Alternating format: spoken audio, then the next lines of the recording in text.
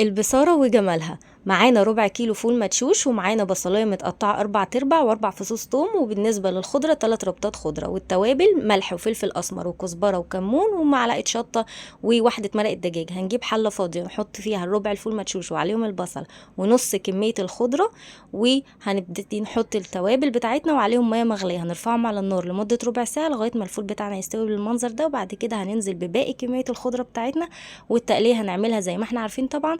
وبعد كده هنجيب الخليط بتاعنا ونضربه في الخلاط او الهاند بلندر المتوفر عندك، وبعد كده الخليط بتاعنا هيبقى قمر زي ما انت شايفه كده. هتجيبي الحله بتاعتك وتفضيه فيه وتحطي نص كميه التقليه اللي انت عملتيها، هتدي تسكيره حلوه قوي للبصاره بتاعتك. وهنعمل لها طشه، ودي تكايه بقى من تيتا الله يرحمها، ادعوا لها بالرحمه. وهنبتدي نحط كده كبشتين ونحط الباقي معانا في الحله، وهيبقى معاكي احلى واطعم طبق بصاره. وتبداي تقدميه في اطباق وعليه طبعا التقليه بتاعتنا اللي احنا حمرناهم.